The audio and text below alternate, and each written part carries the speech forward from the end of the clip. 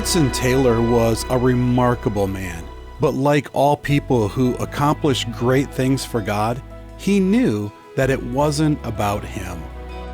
The moderator of the service told the large congregation of all that Taylor had accomplished in China, and then presented him as, and now welcome, our illustrious guest. Taylor came to the pulpit and then said, "Dear friends, I am merely the servant of an illustrious master."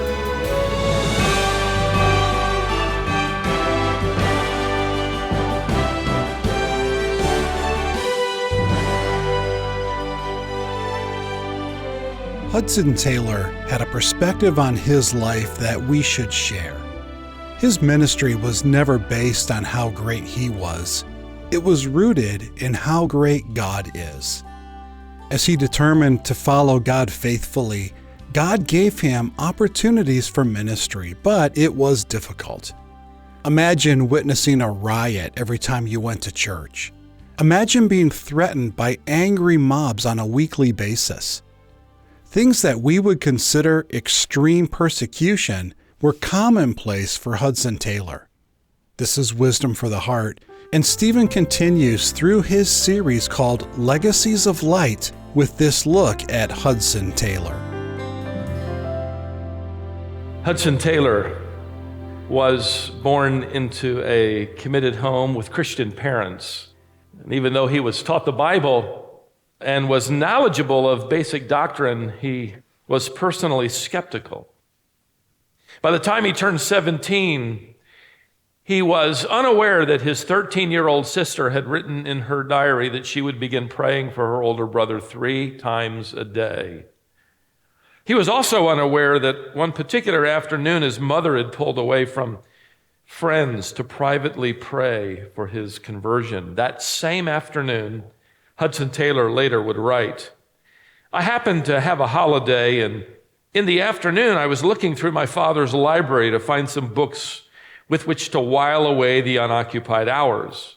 Nothing interested me. I turned to a basket of pamphlets and selected from among them a gospel tract that looked interesting.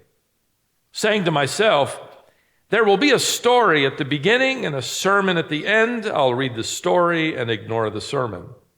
While reading the pamphlet, he writes, "I was struck with the phrase, 'the finished work of Christ.'"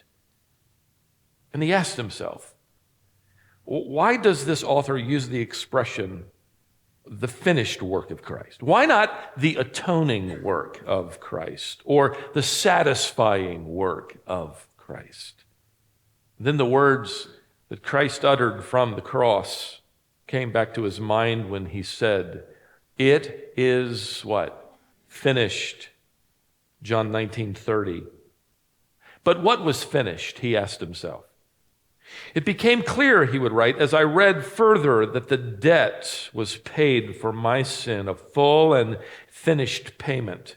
And then the thought came to my mind, if the work was finished by Christ and the whole debt paid, what is there left for me to do?" He said, "It dawned on me with joyful conviction as light flashed into my soul that there was nothing in the world to be done but to fall down on my knees and accept this Savior and his finished work on my behalf, and then praise him for the rest of my life."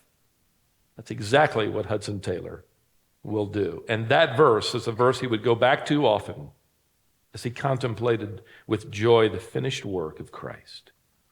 Now, the year that occurred was 1849.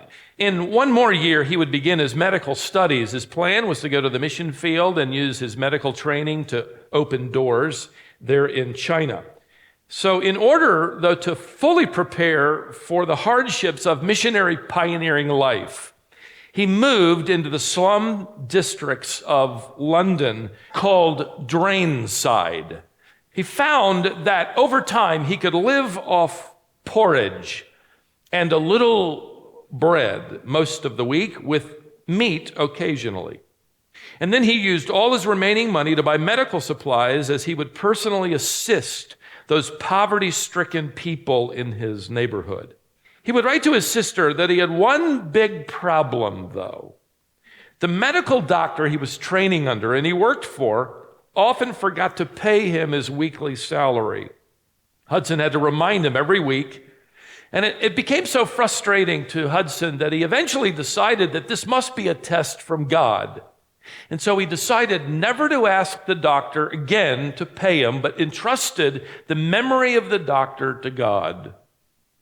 He felt that that would be a good way to develop his faith by trusting the Lord to remind his boss to pay him. So having made that pact with the Lord, he stopped reminding the doctor, and the doctor stopped paying.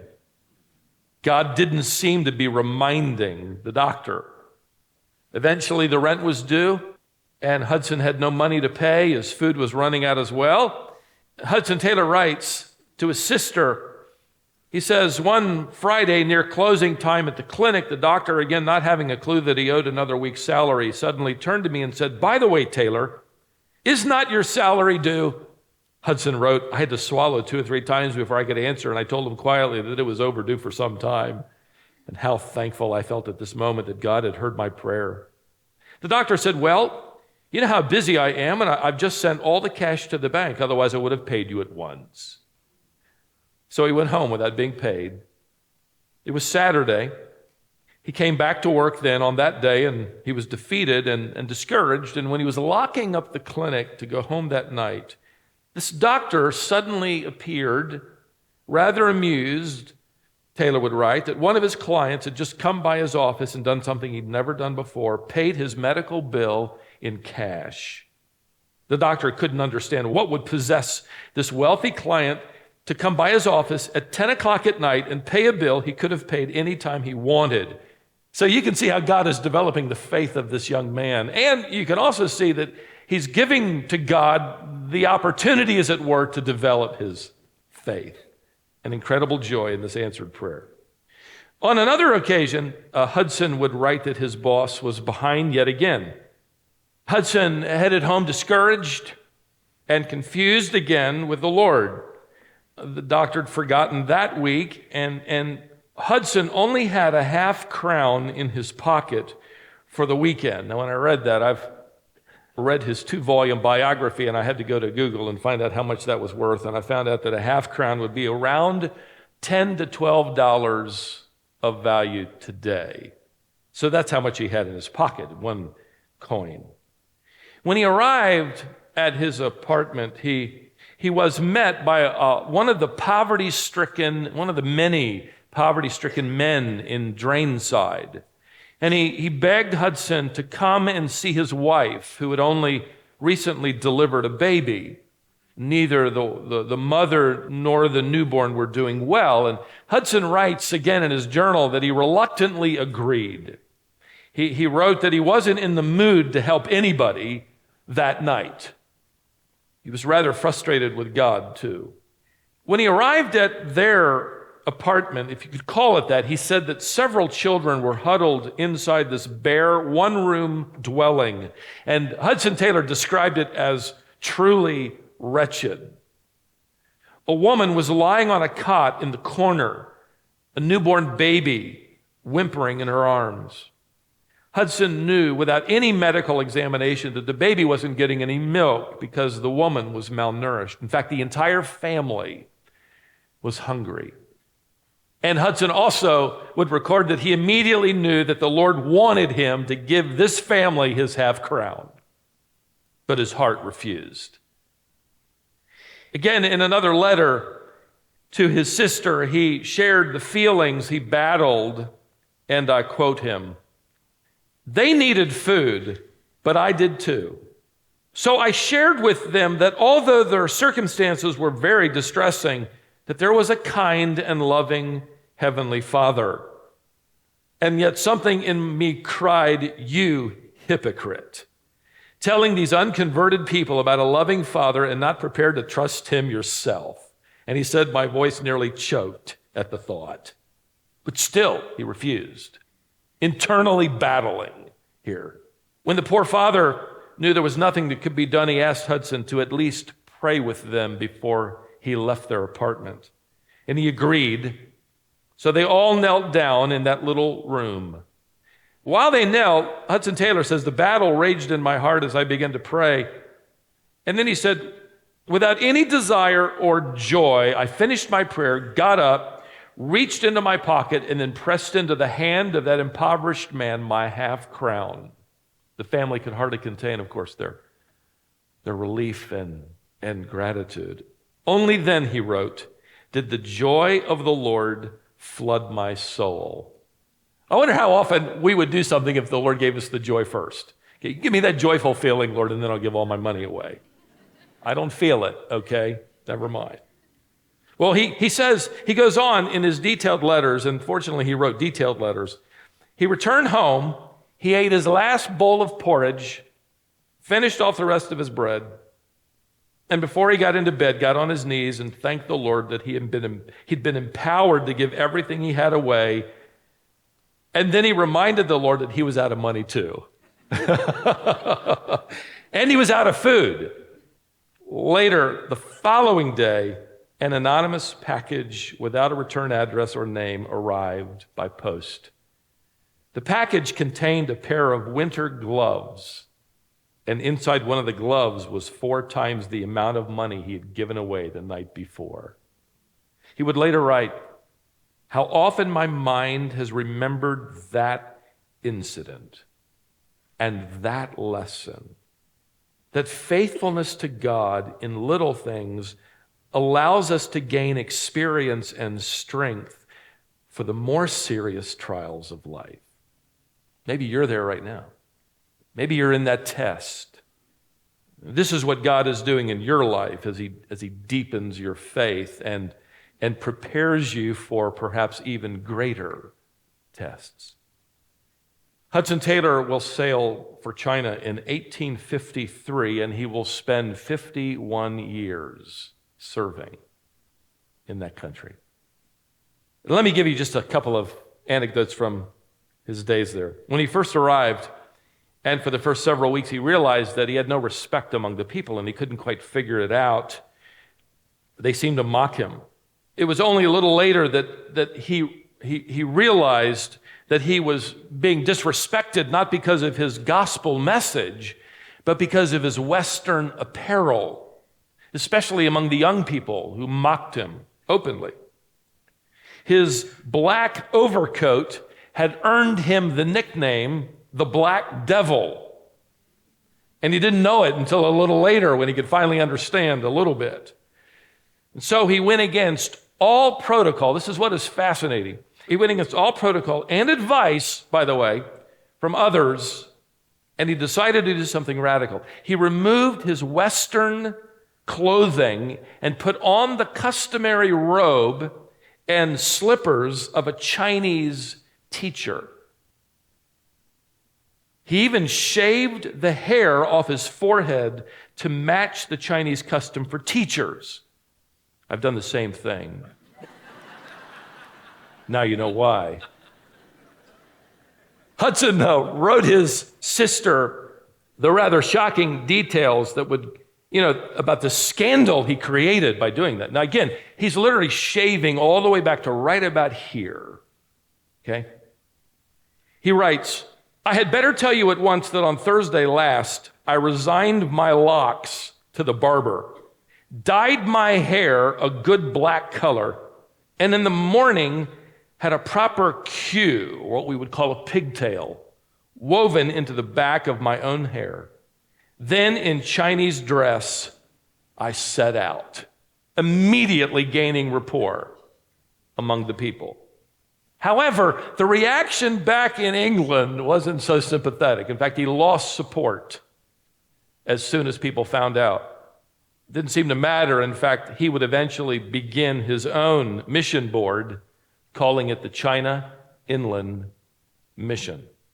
And by the way, he would become known for his sensitivity toward the Chinese culture and customs. His words are thought-provoking, as he will later instruct his missionary teammates. He said this, and I quote, rude people will seldom be out of hot water in China. And though earnest and clever and pious, they will not accomplish much. In nothing do we fail more as a mission than in lack of politeness. End quote. Something to remember in our own world as we deliver the truth, right? He would suffer greatly. One wife and several children would die from diseases. He would marry again only to experience the stillborn death of twin babies, a boy and a girl. He and those who served with him would be persecuted and often have to escape with their lives. In fact, Hudson one time made the comment that the China Inland Mission never established a missionary outpost without first surviving a riot. Imagine. And they would establish, by the way, more than 300 outposts. Imagine, frankly, it's challenging, a church planter in America being told that in order to be really successful, you'll have to survive a riot before your church takes root. Little wonder his testimony would influence so many thousands of people to consider giving their lives away to Christ. Hudson Taylor was personally encouraging to and supported by individuals like Charles Spurgeon, C.I. Scofield of the Scofield Bible, D.L. Moody. He would often receive financial gifts in the mail just in time from his good friend, George Mueller. And you're thinking, wait, George Mueller was waiting for money at just the right time, right? He was. They would give to each other. All in all, however, even though it was difficult and challenging, Hudson Taylor was known for his optimistic spirit. He credited his confidence in the Lord with a statement that I have written into my own notes. And he says this: if we are obeying God, the responsibility rests with Him, not us. It's good, isn't it?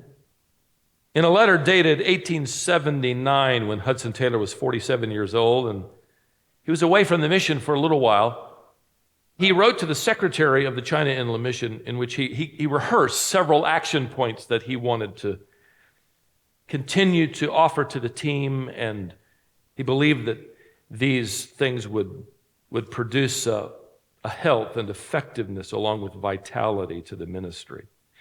First, Hudson Taylor said, improve the character of the work. In other words, most often what a believer needs to do is not necessarily begin something new, but strengthen and improve what they are already doing.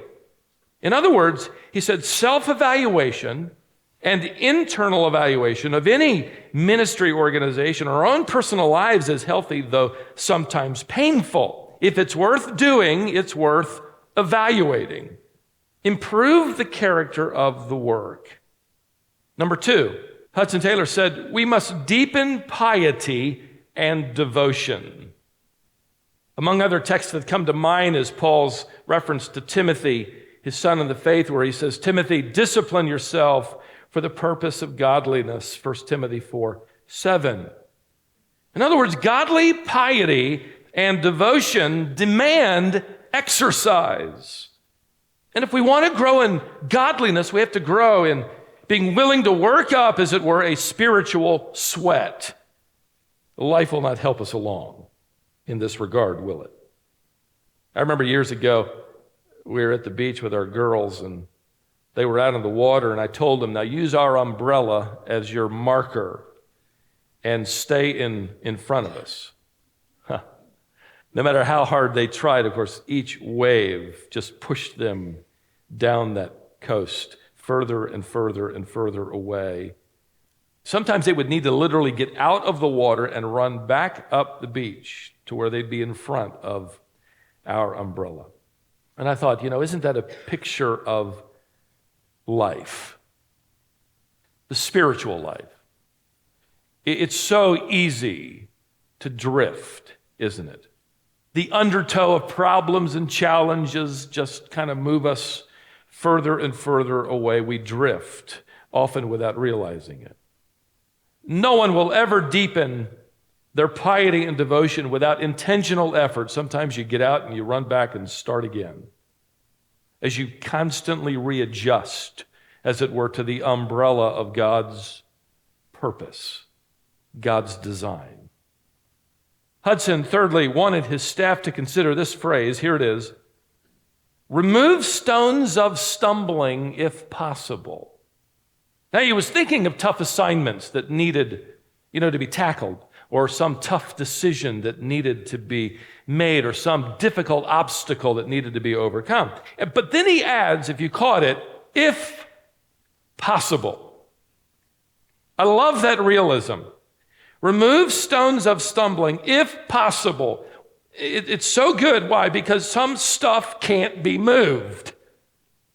Some obstacles are never going to get out of your way. Every day you get up, there it is. It's not going to move until Jesus comes. You have to deal with them. But wherever you can remove things that hinder your spiritual life and ministry life, do it. But I love his realism. In fact, Hudson would often remind his missionary team by saying, don't forget, there are 3 stages for missionary work, and this applies, by the way, to life. The 3 stages are impossible, difficult, done. Remove stones of stumbling if possible. Number 4, I like this one here. Oil the wheels where they stick. Oil the wheels where they stick. Hudson Taylor actually had in mind with this statement personal relationships. He said you got to get out the oil can of love and grace and apply liberally to those relationships that tend to stick, or any relationship when it gets stuck. And he would write that there is no substitute for loving one another. He would confide, by the way, as an older man, that one of his greatest challenges in missionary service was the trouble he had with the missionary family of the China Inland Mission. Yet he pressed his entire staff to have well-oiled relationships. And he would encourage them too, by the way. He would encourage them by saying this, and I love this little phrase. He had a wonderful way of turning a phrase.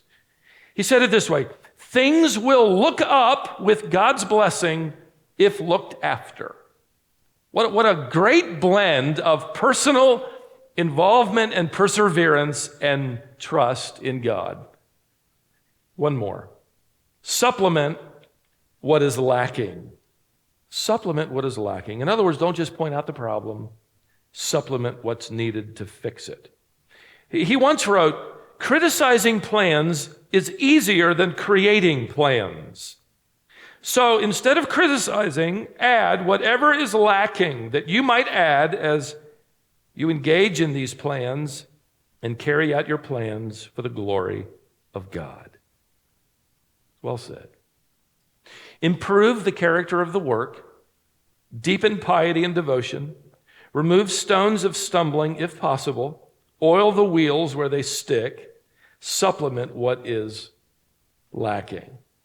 One of the things that you'll soon find very apparent in this man's life is that he was marked by a sense of joy and humility. He almost seemed surprised that God had chosen him for his glory. In fact, he would write on one occasion, I often think that God must have been looking for someone small enough and weak enough for him to use, and he found me.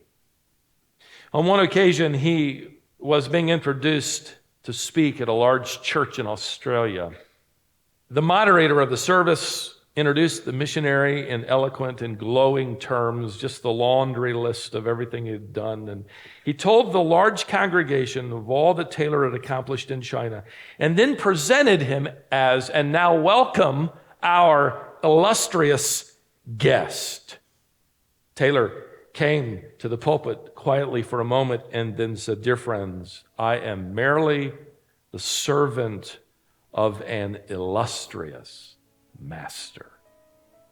In 1905, after having resigned as the head of the China Inland Mission, he decided to take one last tour through some of those beloved provinces, some of those towns and mission stations, and during that tour, in China, he passed away. Over 51 years of ministry, Hudson Taylor would be responsible for leading nearly 1,000 missionaries into that vast country to give their lives. Together, they would plant hundreds of churches. They would start 125 different schools. There would be more than 500 Chinese converts who would turn around and join the mission as staff members and volunteers. The China Inland Mission would become the largest Protestant missionary organization in the world. Hudson Taylor would learn to speak 3 different Chinese dialects, evangelize in all 18 provinces of the interior, and prepare translation of the New Testament in a local dialect. You go back to those early days as a 17-year-old when he was simply struck with a truth he never forgot, that it was all the work of Christ. To Christ alone belonged all the glory and all the honor and all the praise. May we do the same.